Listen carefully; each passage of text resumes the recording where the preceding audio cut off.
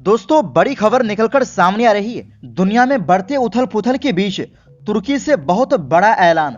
वक्त के हिसाब से तुर्की को परमाणु ताकत की जरूरत है। क्या यह अमेरिका और इजरायल के लिए बुरी खबर है? जानेंगे क्या है पूरा मामला। और अगली खबर में आपको बताएंगे वेनेजुएला पर अमेरिका की कार्रवाई से भड़के संयुक्त राष्ट्र। एंटोनियो गुटेरेस बोले, दुनिया ताकत से नहीं कानून से चलेगा। अमेरिकी राष्ट्रपति को लगाई फटकार। और साथ में आपको बताएंगे भारतीय प्रधानमंत्री नरेंद्र मोदी डोनाल्ड ट्रंप को खुश करने के लिए उठाया कदम। खुद अमेरिकी राष्ट्रपति का दावा, साथ में दी चेतावनी। तो बिना समय गंवाए बात करते हैं खबरों की। दोस्तों, दुनिया में जिस तरह हालात तेजी से बदल रहे हैं, उसी के बीच तुर्की से न्यूक्लियर ताकत को लेकर बड़ी बहस सामने आ रही है।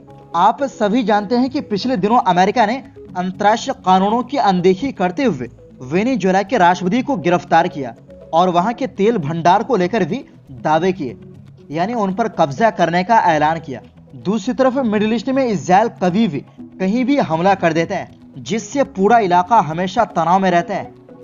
ऐसे माहौल में तुर्की से भी ये आवाज उठने लगी है कि तुर्की को अपनी सुरक्षा के लिए न्यूक्लियर ताकत के बारे में सोचना चाहिए।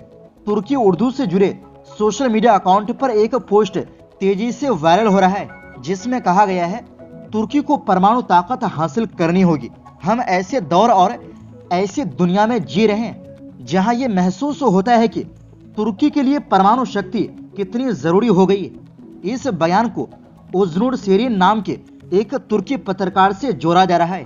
हालांकि दोस्तों, ये तुर्की सरकार का कोई आधिकारिक बयान नहीं है, बल्कि सोशल मीडिया और तुर्की पत्रकार से जुड़े बयान की तरह देखा जा रहा है। लेकिन इतना साफ है कि जब दुनिया में ताकत के दम पर फैसले लिए जा रहे हो, जब अंतर्राष्ट्रीय कानूनों की खुलेआम अनदेखी हो रही हो, तब कई देशों में ये बहस तेज हो जाती है कि अपनी सुरक्षा कैसे सुनिश्चित की जाए। और दोस्तों, तुर्की में न्यूक्लियर ताकत को लेकर उठ रही बहस के साथ साथ एक और सच्चाई है जिस पर दुनिया की नजर है। तुर्की की डिफेंस इंडस्ट्री पिछले कुछ सालों में जबरदस्त तरक्की कर चुकी है। आज तुर्की सिर्फ अपने हथियार खुद नहीं बना रहा, बल्कि कई मामलों में दुनिया के बड़े डिफेंस एक्सपोर्टर्स में शामिल हो चुका है। दुनिया भर में अगर सबसे ज्यादा भरोसेमंद और पसंदीदा कॉम्बैट ड्रोन की बात होती है तो तुर्की का बैराकटार TB2 सबसे ऊपर गिना जाता है। इस ड्रोन को अब तक 30 से ज्यादा देश खरीद चुके हैं। इनमें Ukraine, Azerbaijan, Qatar, Poland, Saudi Arabia, Africa और यूरोप के कई देश शामिल हैं। यूक्रेन युद्ध में इस ड्रोन ने रूसी टैंकों और सैन्य ठिकानों को भारी नुकसान पहुंचाकर दुनिया का ध्यान खींचा था। इसके अलावा तुर्की ने अकेन्सी ड्रोन, अंका ड्रोन जैसे एडवांस ड्रोन भी तैयार किए हैं, जो अब सीधे फाइटर जेट की तरह मिशन अंजाम दे सकते हैं। इनके अलावा तुर्की का कीजीलेल्मा ड्रोन सबसे ऊपर है। आज हालात यह है कि अमेरिका और इजरायल के ड्रोन के मुकाबले तुर्की के ड्रोन सस्ते, भरोसेमंद और ज्यादा असरदार माने जाते हैं। इसी वजह से उनकी मांग तेजी से बढ़ रही है। इतना ही नहीं, तुर्की अब अपना 5वीं पीढ़ी का फाइटर जेट कान भी बना रहा है। ये वही कैटेगरी है जिसमें अमेरिका का F-35 और चीन का J-20 आता है। कान में स्टेल्थ टेक्नोलॉजी, एडवांस रडार और मल्टी मिशन क्षमता होगी और आने वाले सालों में इसे तुर्की वायुसेना में शामिल करने की तैयारी है। दोस्तों, इन सब बातों को जोड़कर देखें तो तस्वीर साफ है। तुर्की उस दिशा में बढ़ रहा है जहां वो किसी पर निर्भर नहीं रहना चाहता। ड्रोन हो, फाइटर जेट हो या अब न्यूक्लियर ताकत पर हो रही बहस, ये सब इस बात का संकेत है कि तुर्की बदलती वैश्विक राजनीति में खुद को कमजोर नहीं, बल्कि एक मजबूत और स्वतंत्र शक्ति के रूप में देखना चाहता है। वहीं दूसरी ओर दोस्तों, संयुक्त राष्ट्र UN ने अमेरिका की उस सैन्य कार्रवाई पर गहरी चिंता जताई है जिसमें वेनेजुएला के राष्ट्रपति निकोलस मादुरो को गिरफ्तार किया गया।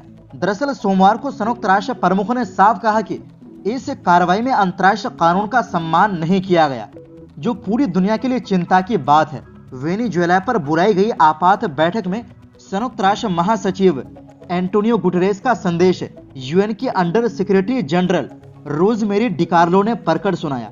उन्होंने कहा कि गुटेरेस लगातार इस बात पर जोर देते रहे हैं कि हर हाल में अंतर्राष्ट्रीय कानून और अंतर्राष्ट्रीय चार्टर का पालन होना चाहिए, क्योंकि यही वैश्विक शांति और सुरक्षा की बुनियाद है।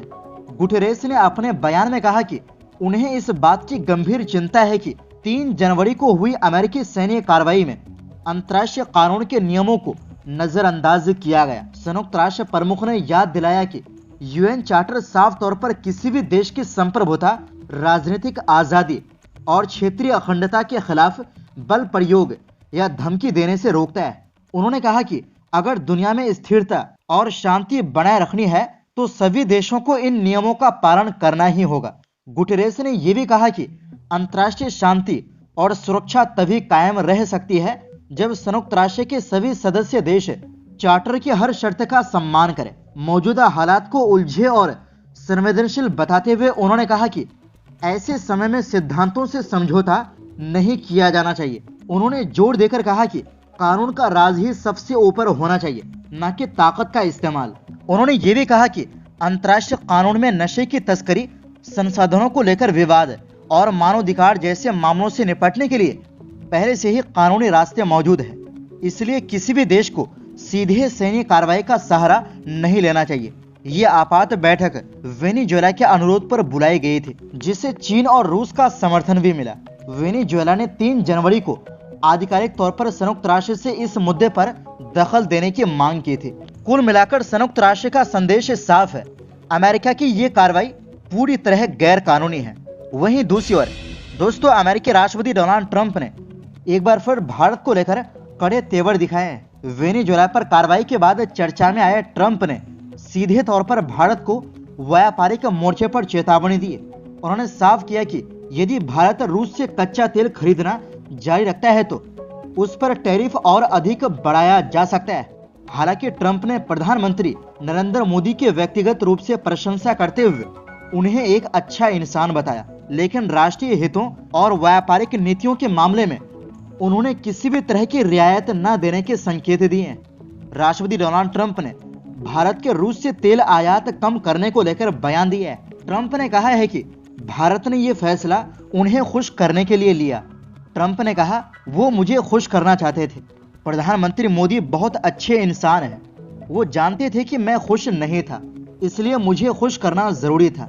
ट्रंप ने चेतावनी भरे लहजे में कहा कि अगर भारत ने रूस से तेल आयात कम नहीं किया तो उन पर बहुत ज्यादा टैरिफ बढ़ा दिया जाएगा।